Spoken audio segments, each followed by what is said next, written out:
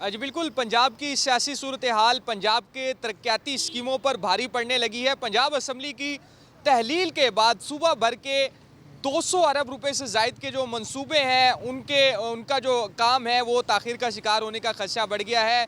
इसके साथ साथ अगर बात की जाए जो सूबा पंजाब में भर्तियों के हवाले से पंजाब हुकूमत ने एक प्लान मुरतब किया था कि मुख्तलिफ महकमों में 40,000 के करीब जो भर्तियाँ हैं वो आखिरी महीने जब हुकूमत के होंगे ये भर्तियाँ की जाएंगी।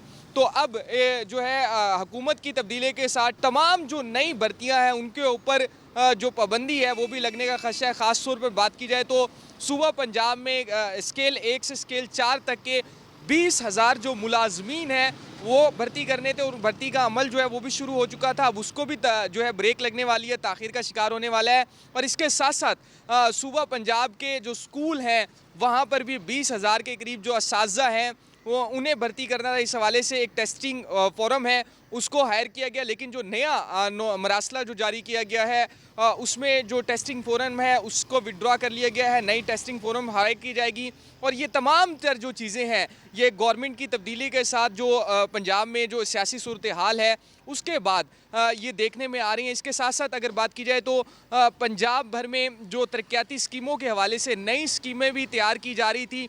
तो चीफ मिनिस्टर सेक्रेटेरिएट और इसके साथ साथ दो जनूब पंजाब सेक्रेटेरिएट के हवाले से बात की जाए और तमाम जो सेक्रेटरीज़ हैं उनकी जानिब से जो नई स्कीमें बनवाई जा रही थी, अब तमाम तर जो स्कीमें हैं नई स्कीमों के हवाले से, क्योंकि हुकूमत की तब्दीली के साथ ही जो नई स्कीमों की मंजूरी का अमल है वो भी अब मुकम्मल तौर पर रुक चुका है। तो पंजाब के जो सियासी सूरत हाल है वो पंजाब की ख़ास तौर पर जनूबी पंजाब की तरक्की पर असरअंदाज होती हुई दिखाई दे रही है। और सियासी जो सूरत हाल है उसके बायस सूबा पंजाब के 200 अरब रुपए के जो तरक्याती स्कीमें हैं उन पे ब्रेक लगने का खदशा है। और इसके साथ साथ सूबा पंजाब में जो 40,000 नए सरकारी मुलाजमीन की भर्तियाँ की जानी थी, अब ये अमल भी ताख़ीर का शिकार होने का खदशा है। जी।